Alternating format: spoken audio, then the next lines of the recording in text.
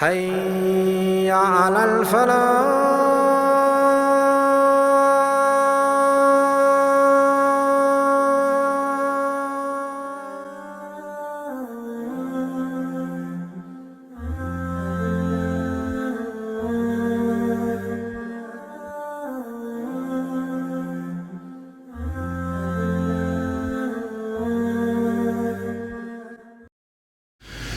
أعوذ بالله من الشيطان الرجيم. بسم الله الرحمن الرحيم. الحمد لله رب العالمين، والصلاة والسلام على رسوله الأشرف الأنبياء والمرسلين وعلى آله وصحبه أجمعين. سبحانك لا علم لنا إلا ما علمتنا إنك أنت العليم الحكيم. اللهم وفقنا لما تحبه وترضاه. أما بعد، السلام عليكم ورحمة الله وبركاته. قدرلا ардақты дінсүйер қауым, құрметті жамағат, баршамыздың ықыласымызды, ниеттерімізді, құлшылық ибадаттарымызды қабыл еткен болсын. Бүгінгі таңда осы минбардың басында айтылған әрбір уағыздар жалпы діннің төңірегіндегі, шариғатымыздың төңірегіндегі әрбір айтылған ұлағатты өсиеттер әрқашанда адам баласының ізгілігіне, пайдасына, әрқашанда біздің адами қасиеттеріміз бай болуына, біздерді барынша арсыздықтан, ұят нәрселерден, зұлымдықтан, әрбір қараңғылықтан сақтайтын осындай уағыздар әлбетте ертелі ме кеш біздерді ақиқатқа, Алланың жолына бастары ол хақ. Бүгінде біздер айтамыз, сабырлы болу керек дейміз. Бүгінде біздер айтамыз, мұсылман баласы кешірімді болу керек дейміз. Бүгінде біздер айтамыз, мұсылман баласы шынайы тақуа болу керек деп айтамыз. Бірақ кейде өкініштісі, әрине бәріміз емес, кейбір азаматтарымыздың осы имамдарымыз кешірімді бол дейді, сабырлы бол дейді. Осы кешірімді болып жатқандарды көріп жатырмыз деп жатады. Сабыр еткендердің арты андай болып жатыр, онда көріп жатырмыз. Тақуа болғандарды көріп жатырмыз. Ешкім жетісіп жатқан жоқ дейді. Ал енді біз жалпы осындай қадір қасиеттілердің, осындай құндылықтардың әр уақытта жалпы бүгінгі тақырыптың өзі мынау кешірімділік жөнінде иншалла айтылатын болады. Міне осындай қадір қасиеттеріміздің әрбіріміз үшін әрдайым аса құнды екендігін біздер білуіміз керек. Әрине бүгінгі таңда кім жақсы, бар адам жақсы, әл-ауқаты жақсы, оң солы тең, бай, әл-ауқатты кісілер бүгінде жақсы. Кім жаман, кедей кепшік, жетім жесір, мүсәпір жаман. Ол сол жескеннен жесір болды дейсің, ол соған обал жоқ. Ол соған соны өзі басына тілеп алды, бұндайды, сондай деген сияқты нәрселерді айтамыз. Бай ол байды, ол Құдайдың жақсы сүйген адамы, сондықтан ол байды деген сияқты осындай көзқарастар жоқ емес. Бірақ не де болса, Алла Тағаланың әмірі адам баласына біздерге нұсқаған сап тура жолы, біз оны әр уақытта бағалауымыз керек, әр уақытта оны айта жүруіміз керек, әр уақытта сол нәрселерге аса қатты мән беруіміз керек. Бүгінгі тақырып жалпы кешірімділік. Бұл кешірімділіктің, сыбайлықтың әр уақытта мұсылман баласына берер өте мол. Жалпы кешірімділік жөнінде айтатын болсақ, кешірімділік дейді адам бойындағы үлкен бұл қасиет. Пенде біткенге құрмет пен ізгілік тұрғыдан қарау деп айтамыз. Кісінің оқыс істері менен зиянды іс-әрекеттері анықталғанда оған адами тұрғыдан кеңшілік жасап, залалды істерінің мән жайын түсіндіру, кеңшілік көрсету кешірімділік болып табылады. Кешірім сұрауда әрбір адамның өзі жіберген қатесін ой санасыменен сезініп мойындауы және оның мінезіндегі ерлігі менен батылдығын көрсетеді дейді.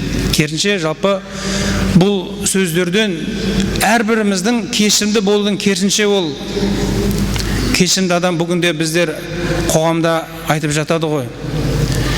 Кешірген адам ол әлсіз адам. Жеңілген адам ол кешірімді болып келеді. Біреуден кешірім сұрасаңыз, сіздің қателескендігіңізді немесе соның алдында өзіңіздің әлсіз екендігіңізді түсінгендігіңіз деген сөз. Жоқ, олай емес. Керісінше, мүмкін дәл сол сәтте сіз кінәлі болып немесе әлсіз болғандығыңызды танысаңыз, Алланың құзырында әлбетте сіз дәрежеңіз жоғарылап, Алланың құзырында үлкен бір мәртебеге ие болатыныңызды кейбір адамдар оны біле бермейді. Жалпы сондай сияқты бүгінгі қоғамда біздер кейбір уақыттарда кешірімді болу керек деп жай ғана жеңіл қарап кешіре салдым деген сияқты нәрселер болып жатыр. Бірақ ол кешірім тек қана тілмен емес, әлбетте арғы жағындағы жүрегіміздің астарыменен шынайы жүрекпен кешуді де біздер аса осы нәрсеге мән беруіміз керек деп ойлаймын. Жалпы исламдағы бауырмашылық бұл кешірім ең жақсы істердің қатарынан. Өйткені пайғамбарымызға саллаллаху алейхи вассаламға сен үшін Алла тағала сені бүкіл әлемге рахметіп жіберді деген болса, және де бүкіл әлемге мінез құлықты кемелдендіру үшін, соны жетілдіру үшін жіберілдің деген пайғамбарымыз жөнінде айтылған хадистер пайғамбарымыздың рахымдылығы, мейірімділігінің, әрі бүкіл әлемге көрікті мінез иесінің болғандығы, оның астарында пайғамбарымыздың барлық жайтке өте байыппенен, кешірімменен, оңды солды бағалап, түсініп, ажыратып, барлық нәрсеге төзімменен қарауы бүгінгі жалпы қоғамда да, біздің жалпы дінімізде де үлкен сауапты да қадірлі іс екендігі ол айдан анық, құрметті жамағат. Жалпы кешірім деп мына бір сөздермен, жалпы кешірім деген сөзді кеңірек ашып айтсам, кешірім деген сөз отбасының салауатты өмір сүруіне жетелейді. Кешірім деген адамдардың бір-бірінің арасындағы сүйіспеншілік пенен махаббатты нығайтады дейді. Кешірім деген адамдар арасындағы араздық болса, сол араздықты жеңіп, бір-біріменен достастырады. Кешірім деген бір-бірінен аластап кеткен адамдардың арасын жақындатып, бір-біріне күмәнмен қарағандардың күмәнін жояды. Кешірім деген бірін-бірін жек көретіндердің амалын босқа шығарып, достастырады. Бұл жайлы Құран кәрімде Алла субхану ва таала Сәжде сүресінде былай деп баяндайды. Ауду биллахи минаш шайтанир раджим. Бисмиллахир рахманир рахим. Ва ла таставил хасанату ва ла саййиа. Идфа биллати хия ахсан. Фа иза аллади байнака ва байнаху адаватун кааннаху валийюн хамим. Садақаллахул азим. Яғни бұл сүреде Алла субхану ва таала еш уақытта жақсылық пенен жамандық тең емес дейді. Уала таставил хасанату уала сайя. Біз еш уақытта жақсылық пен жамандықты теңестіре алмаймыз. Жамандық, аяттың жағасын айтады, жамандықты ең көркем түрде жолға салу керек. Яғни бұл деген сөз, жамандыққа қарсы жақсылық арқылы біз жамандықты жеңуіміз керек деген сөз. Еш уақытта жаманды өздігінен жойылып немесе жоғалып кетпейді, жойылмайды. Оны жеңсек те, одан арылсақ та біз тек қана жақсылық жасау арқылы ғана біз жамандықтан арыламыз, құтыламыз. Бұл аят соның айғағы. Және аяттың жағасында айтады. Сол уақытта сені мен екеуінің араңдағы дұшпандық болған біреулер өте жақын достай болып кетеді дейді. Міне, яғни сіздерге қаншалықты адам баласы осы Алла Тағаланың құдіреті аталарымыздың бүкіл осы қағидатты кешірімділіктің үлкен шоққысын бір ғана сөзбен айтқан ғой. Таспен атқанды аспен ат деген сөз. Яғни осы Құран аятындағы сөз идфа биллати хи ахсан. Мейлі біреу қаншалықты бізге қастандық жасап, зұлымдық жасаса да, біздерге өмір бойы оңған іс-әрекеті болмаса да, бірақ біз оған барынша мейлі кешірімді болып, оған жұмсақтық танытсақ, әлбетте біз жеңіс табамыз. Әлбетте жетістік бізде болады, құрметті жамағат. Өйткені бұл Алланың сөзі. Сол арқылы қаншалықты адам арасындағы өшпенділік, жаңа жоғарыда айтқанымыздай, қаншалықты өшпендік, дұшпандық болса да, яғни бұл нәрсе әлгі жасаған ізгілігіңіз, кешірімділігіңіз дұшпан адамның өзін сіз үшін ақыры досқа айландырады дейді. Міне бұл кешірімдіктің үлкен құндылығы, қасиеті. Керісінше біздер кешірімді адам деген кім ол? Ол жай жатқан әшейін біреу бір жеңілгеннен амал жаңағы шарасыздан ол бүйтті ғой, сөйтті ғой, ол әлсіз адам болғаннан деген сияқтылар жоқ. Міне кешірімді адамның сондай жетістікке жететіндігі Құран аяты біздерге, құрметті жамағат, ашып анық айтып отыр. Шәкірім Құдайбердіұлы атамыздың мынандай бір керемет сөзі бар екен. Біреудің мінін кешірсең дейді, Құдай да сені кешеді. Бірін де қылмай есірсең, төбеңді әлақ теседі дейді. Яғни біреуге жасаған қастандығың, жамандығың ертең өзіңе жақын арада сол нәрсе өзіңе қайта оралады деген сөз. Өзіңе қайта сол шоқпар болып, тас болып ертең қайна басыңа түседі деген сөз. Міне осы пайғамбарымыз саллаллаху алейхи вассаламға жаңа айтқанымыздай, пайғамбарымызды Алла субхану ва тағала көркем мінездің ең шоққысында етіп жібергендігі ол айдан анық. Бірде Жибрил алейхиссалам пайғамбарымыз саллаллаху алейхи вассаламға келіп: "Я Мұхаммад, мен саған бұл дүниелік және ақиреттік болатын көркем мінездерді әкелдім" дейді. Көркем мінездерді әкелдім. Яғни біз жалпы көркем мінез деп бүгінгі таңда оны бір сөзбен айтып жатсақ, жалпы сол көркем мінезділіктің ең маңызды тұстарын Жибрил алейхиссалам пайғамбарымызға Құранның бір аяттарыменен жеткізген екен, уахи етіп жеткізген екен. Сонда пайғамбарымызға Жибрил алейхиссалам бір аятты оқыды. Аузу биллахи минаш шайтанир раджим. Бисмиллахир рахманир рахим. Худил афу ва'мур бил урф ва'арид анил джахилин. Садақаллахул азим. Пайғамбарымызға Жибрил алейхиссалам: "Ей Мұхаммед, кешірім жолын ұста." Ең бірінші Жибрил алейхиссаламның көркем мінезділіктегі ең бірінші айтылған пайғамбарымызға жеткізген өсиеті нақылы: кішіпейілділікті, кешірімділікті ұста. Оған аса қатты мұқият бол, берік ұста. Уамур бил урф. Және де сол жолда туралықты, Алланың әмірін бұйыр, әмір ет. Уамур бил урф. Бар жақсылыққа үмбетіңді шақыр деп отыр. Яғни көркем мінезділіктегі адам баласы кешірімді болғаннан кейін оған Алла Тағала тарапынан, яғни сол жақсылықты өзгеге де жеткіз деген сөз.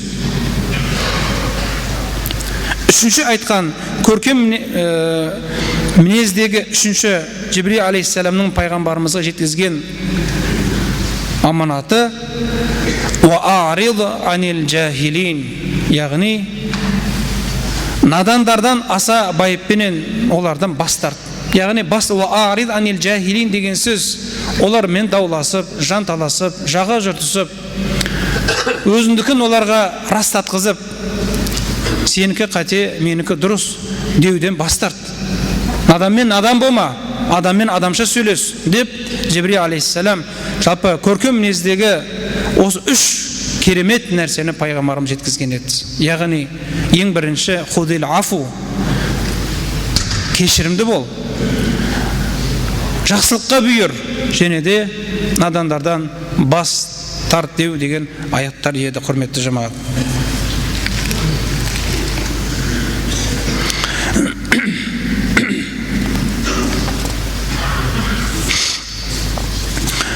Жалпы Біз көбінде Құран аяттарының, пайғамбарымыздың өсиеттерін әр уақытта білуіміз, сол аят пенен хадистерге аса мұқият болуымыз, әр уағыздарымызда айтып жүрміз. Өйткені өз ойынан хадис тоқу, өз ойынан Құранға мән мағына беру, бұл біздерді адастырады, құрметті жамағат. Міне сондықтан болу керек. Жалпы атам қазақ сол хадистердің мәтінін сөзбе-сөз біздерге бүгінде нақыл етіп жеткізсе болатын еді. Пәлен атамыздың осындай айтқан сөзі деген сияқты жеткізсе болатын еді. Бірақ сол хадистерге, Құран аяттарына, әрбір сөзіне, мүмкін аудармасына соны түсіндірген кезде қателік кетпеу үшін көбінде қара сөздерменен халыққа жеткізуді атам қазақ дұрыс көрген, құрметті жамағат. Сондай сөздердің бірі кешірімділік жалпы анадан дейді. Кішіпейілділік ол данадан деген.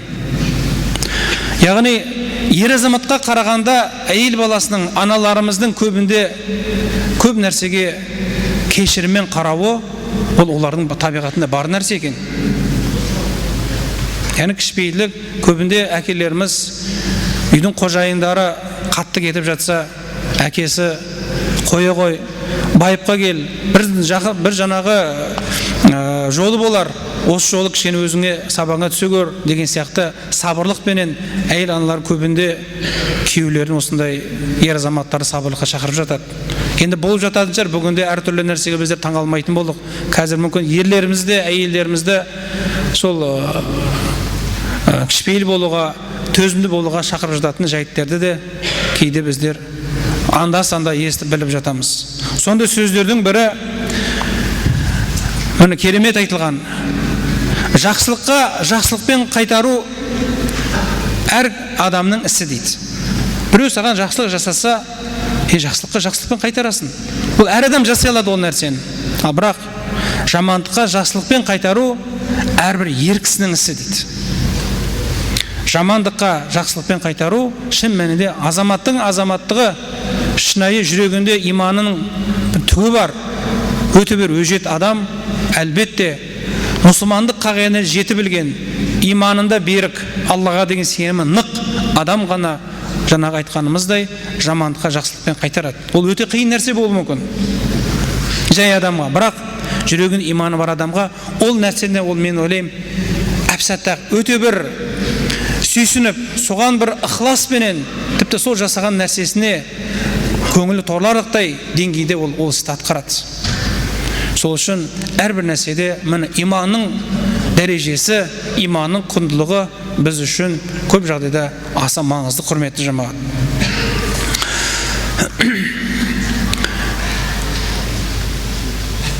Жалпы осындай керемет нәрселерді пайғамбарымыздың хадистерінен де өте көп кезіктіреміз. Табараниден жеткен бір хадисте пайғамбарымыз саллаллаху алейхи вассалам былай дейді: «Анна Расулаллахи саллаллаху алейхи вассалам қал: Ала адуллукум ала ма ярфа'иллаху бихи дараджат. Қалу бала я Расулаллах. Қал: تحلم على من جهل عليك وتعفو عمن ظلمك وتعطي من حرمك وتصل من قطعك. صدق رسول الله». Пайғамбарымыз саллаллаху алейхи вассалам айтады: Алла Тағаланың, ұлық зат Алла субхана ва тағаланың сендердің дәрежелеріңді, сендердің жалпы адами қасиеттеріңді арттыратын, дәрежелерің қияметте үстем болатын жайтты айтайын ба дегенде пайғамбарымыздың сахабаларымыз: я Расулаллах, айтыңыз. Сонда пайғамбарымыздың бірінші айтқан сөзі: тахлиму аля ман жахала алейк.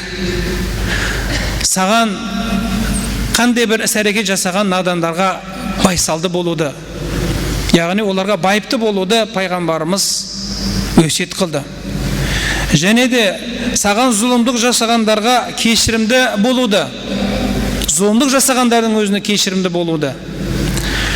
Сонымен қатар саған ешбір нәрсені қимаған, сен үшін тіпті ол нәрсені қойш, соған бергенше пәленшеге бергенім артық дейтін кісілердің өзіне, өзілді кесілді сізге ешбір нәрсе бермеген кісіге сол үшін сый етуің, бір жақсылық жасауың, бермеген адамның өзіне бір нәрсені беруің, уатасилу мен қатаак, және де ағайындық қатынасты үзген адам, арадағы достықты, көршілік, жақындықты үзген адамменен бар бірінші болып арады қайта жарыстыру, бұл сенің қияметте Алланың алдында дәрежеңді арттыратын нәрселер деді пайғамбарымыз саллаллаху алейхи уассалам. Яғни надандарға байсалды болу, біздерге зұлымдық жасағандарды кешіре білу, әрі өмір еш нәрсе бізге бермеген адамға қойш деген адамның өзіне Алла үшін, Алланың ризалығы үшін деп беру. Өйткені хәдия, сыйлық біздің арамызды жарастыратын нәрсе. Әрі де ағайын туыстың арасын жақындату, бұл иншалла құрметті жамағат, әлбетте біздің ақиретімізді, бұл дүниемізді жарық ететін, нұрға толтыратын үлкен ұлық амалдар екен, құрметті жамағат.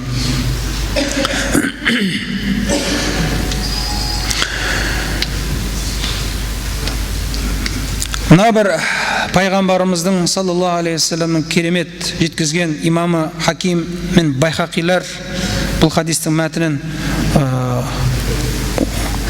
үлкен ұзақ хадис екен, сондықтан бірденен аудармасына көше бергенім дұрыс болар. Анас ибн Маликтен жеткен бұл хадисте пайғамбарымыз саллаллаху алейхи уассалам бір күні Анас ибн Малик айтады, біздер пайғамбарымызбенен бірге едік. Бір кезде пайғамбарымыз саллаллаху алейхи уассалам тосаттан күлімсіреді. Күлгені соншалық пайғамбарымыздың ақ маржан тістері жарқырай түсті дейді. Сонда оны байқаған пайғамбарымыздың бұл жылылығын байқаған Хазіреті Омар радиаллаху анху: я Расулалла, атам, анам сенің жолыңда құрбан болсын, я Расулалла, сізді күлдірген не нәрсе деді. Сонда пайғамбарымыз саллаллаху алейхи уассалам бір сөздерді айтты. Қияметте үмметімнен екі адам Алла субханаху ва тағаланың алдына тізесіменен тізерлеп екі адам Алла тағаланың алдына келеді, құзырына. Сонда біреу тұрып: я Раббым,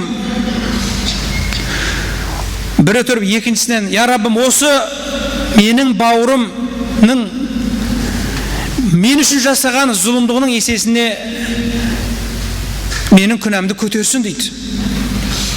Болмаса жасаған сауабын мен үшін тарту етсін дейді. Сонда Алла субхану ва тағала: бауырыңнан не аласың? Оның ешбір сауабы қалмады ғой дейді.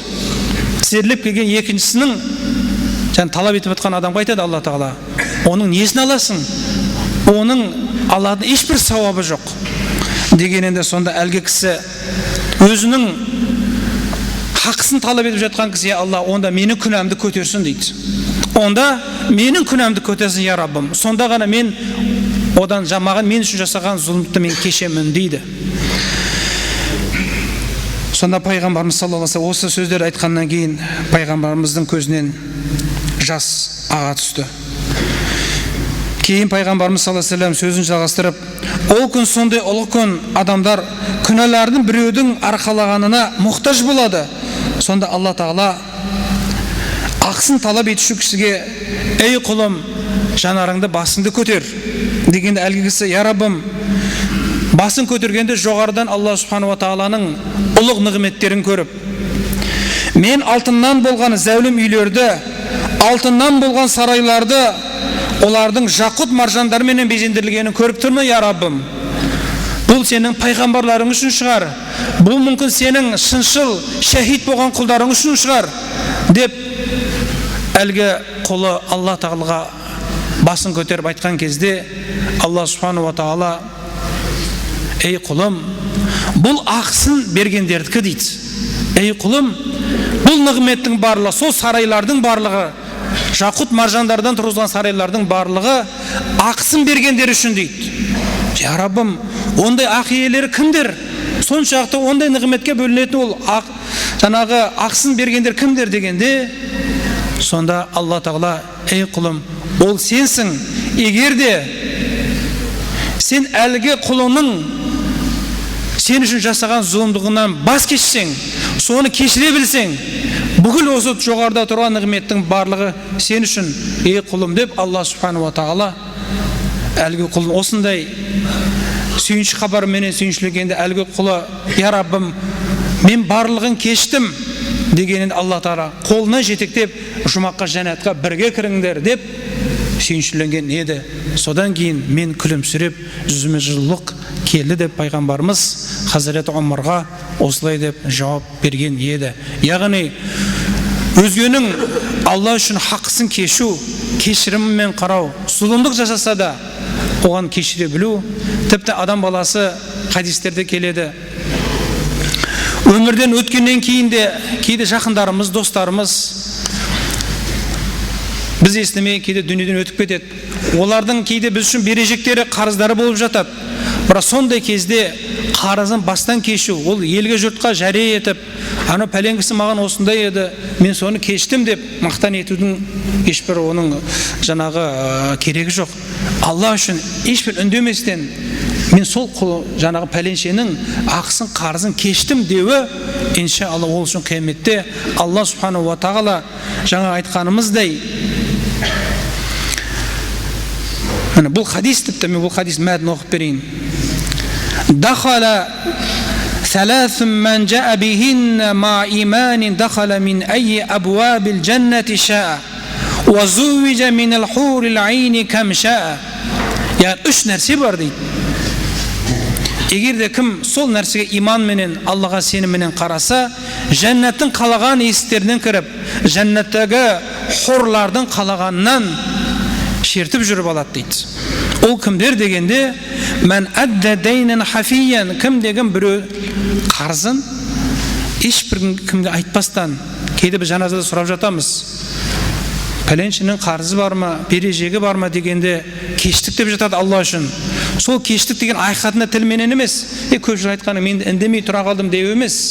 Айқатында кештім деген кісілерге міне жәннаттың қалаған есіктерінен кіріп, иншалла Алла нәсіп еткен хур нығметтеріне бөленеді деген. Хурды білеміз ғой бәріміз. Тіпті біреу сіздің әулетіңізден ескілікте мәселен қанға қан деген нәрсе бар.